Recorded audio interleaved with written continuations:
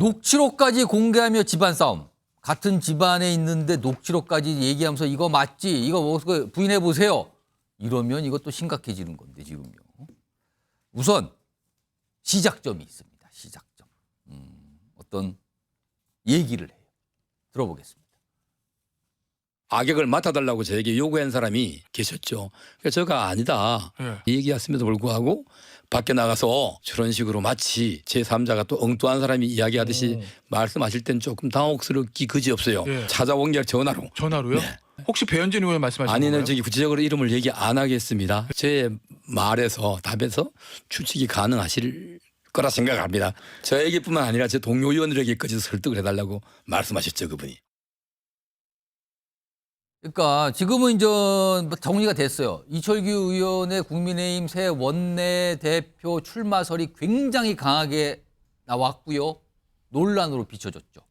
신윤 인사 그리고 뭐 총선에 책임이 있는 건지 없는 건지 이 논란까지 같이 엮여 있었거든요. 그런데 결국은 이제 출마 안 하기로 했는데 어떤 한 인사가 본인에게 전화로 뭐 출마 관련 얘기를 해놓고서는 밖에 나가서는 다른 소리를 또 하더라. 그래서 뭐 특정 인물의 이름이 지금 어떤 질문을 통해서 들어갔잖아요. 근데 아무튼 뭐 이 얘기가 나왔는데 일단 강성필 부위원장 네. 누구를 염두에 두고 한 말 같이 들으셨습니까? 아니 저는 뭐 배현진 의원으로 저는 들었거든요. 아까 그러니까 영상 속에서 어떤 진행자가 그분 아닙니까? 그랬는데 네, 뭐 네. 딱 그 이름 얘기를 하진 않았는데 뭐 추측해 보세요 네. 정도였었거든요. 그런데 이제 그 어쨌든 간에 진행자가 그 이름을 거론을 했을 때는 진행자 나름대로의 어떤 기초 자료가 있지 않았겠습니까? 그리고 그 전에 이제 이철규 의원의 불출마에 대해서 강하게 요구를 하셨던 분이 배현진 의원이 그분의 한 명이잖아요. 그래서 이제 저는 그렇게 알고 있었고 또 그 이후에 그러니까 지금 이게 밖에서는 불출마이지만 본인한테는 출마 얘기를 해놓고 네. 밖에서는 불출마다 이렇게 해서 약간 네. 다르게 입장을 내고 그렇죠. 본인과 밖에는 다르게 하고 있다. 이거잖아요 지금 내용은. 정말 이해할 수가 없는 거죠. 그래서 근데 바로 또 이제 배현진 의원이 입장을 또 밝힌 거 아니겠어요? 녹취록까지 이제 공개를 하면서. 굉장히 또 반박을 하고. 네. 그러면 이제 이철규 의원은 둘 중 하나 아니겠습니까? 본인이 거짓말을 쳤던지 아니면 배현진 의원이 아니라 다른 사람이었다라고 뭐 해명을 해야겠죠. 그러니까 나는 배현진 의원이라고 얘기한 적이 없다. 네. 그러니까 전화로 배현진 의원이 뭐 예를 들어서 뭐 출마해 주세요, 악역을 맡아 주세요라고 했다고 하면 근데 배현진 의원이 오픈한 걸 보면 그런 내용이 아니잖아요. 그러니까 말이 다른 거잖아요. 그렇기 때문에 이철규 의원이 뭐 잘못 말을 했던지 아니면 다른 사람이 있던지 뭐 둘 중 하나 아니겠습니까? 좀 상황이 이렇게 돼서 이게 시작점이 됐는데 배현진 의원이 즉각적 반응을 보이죠. 화면에 있습니다. 보시면요. 이철규 의원의 원내대표 출마 권유 딴소리 절대 사실이 아니다.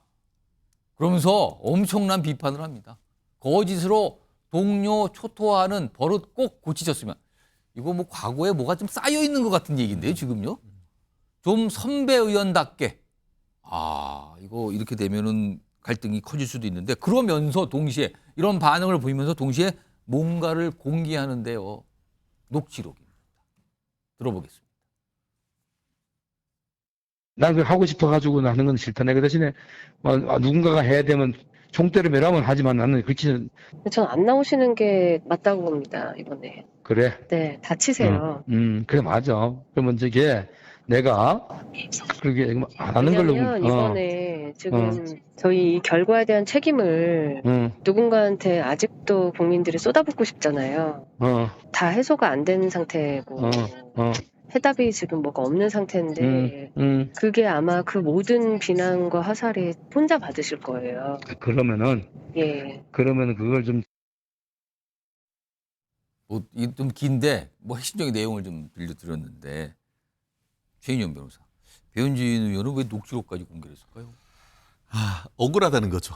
아까 그 전체 내용을 보면은 자기 이름이 언론에 나와가지고 뭔가 봤더니만 아침에 이철규 의원이 라디오에 출마해서 인터뷰에서 해서 마치 배현진 의원이 처음에는 자기한테 원내대표 출마를 권유해놓고는 뒤로 돌아가지고 나와서는 안 된다라고 하는 얘기의 주체인 것처럼 얘기를 했다는 거죠. 근데 이철규 의원이 직접 배현진 의원의 이름을 말한 건 아니지만 아니죠. 그걸 질문을 받아놓고 즉각 부인한 것도 아니고 그렇죠. 뭐 추측해 보세요. 추측해 보세요 했는데 나는 절대 아니다라는 걸 하면서 내가 정신이 나갔냐, 도대체 왜 이철규 의원한테 해서 출마하라고 했겠냐. 본인의 의견은 이유가 명확하지 않습니까? 출마하지 마시라. 왜냐?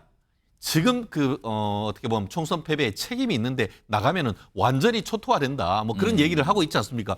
그랬는데 마치 점점점 얘기를 하면서 사실 배현진 의원이 굉장히 속상했는 것 같은데 지금 이철규 의원을 뭐라고 얘기를 해버렸냐 하면은 정보 형사 출신이다. 이렇게 얘기를 하면서 상당히 어떻게 보면은 굉장히 기분이 나쁜 듯한 그런 예. 언어까지 지금 쓰고 있단 말이에요.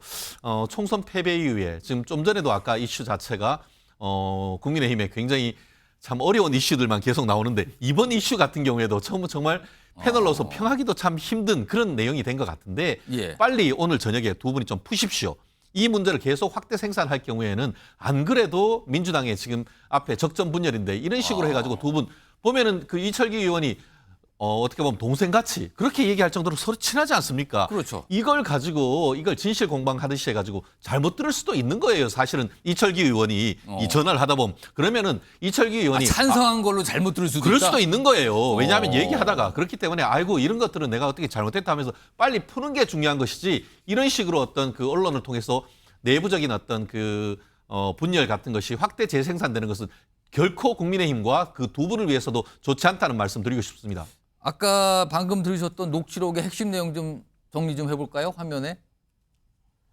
내용 보시면 이런 대화를 한 거잖아요. 누군가 총대 매라면 하겠다. 여기서 총대 매라는 거는 원내대표에 도전하겠다. 원내대표를 맡겠다. 이런 뜻이잖아요. 근데 안 나오시는 게 맞다. 나오시면 다치신다.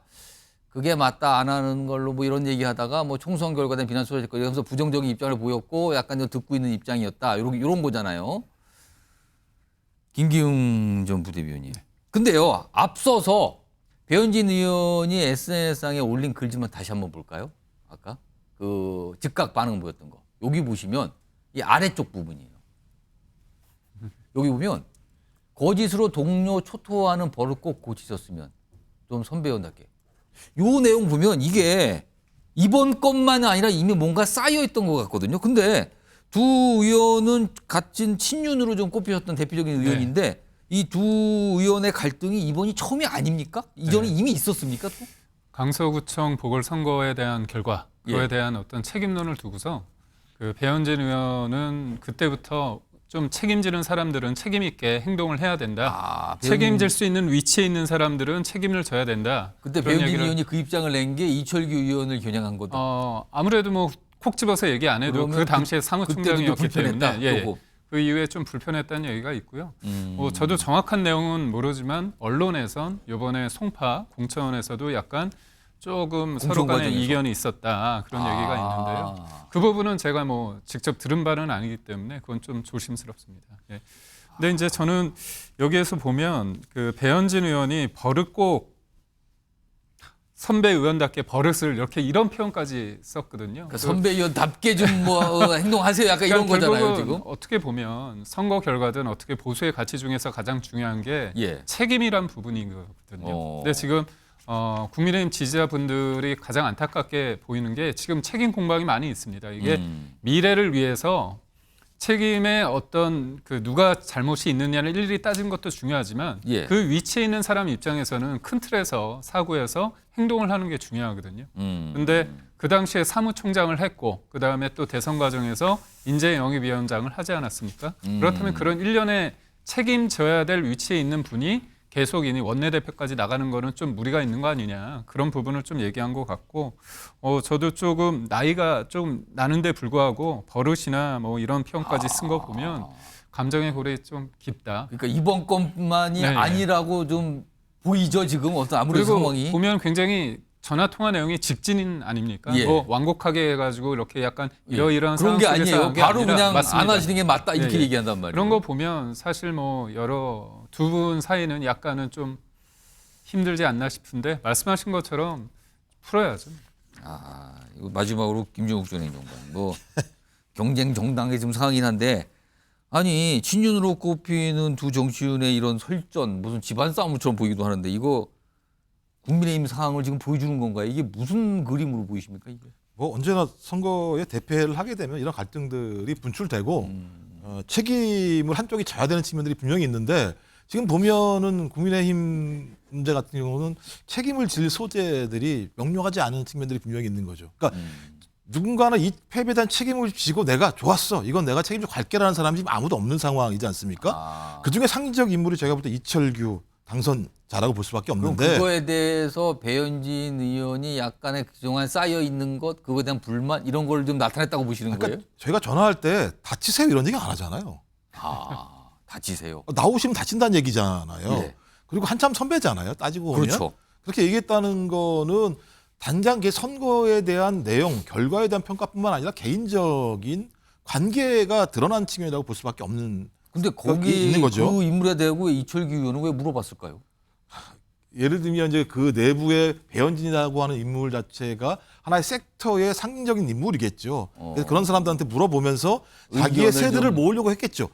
예를 들면 의원 그룹이 있으면 이 그룹 이 그룹의 상징적인 인물이 있으면 전화해서 내가 나오면 어떠겠어 물어봐서 좋다 얘기하면 내가 이 정도 세가 되면 원내대표 선거에 나와도 큰 문제 없이 많은 사람들이 선거에 대한 책임을 안 지고 왜 나오냐고 얘기하지만 그럼에도 불구하고 나올 수 있지라고 하는 판단들을 해야 되니까 여기저기 제가 볼 때 물어본 사람 중에 한 명이었겠죠.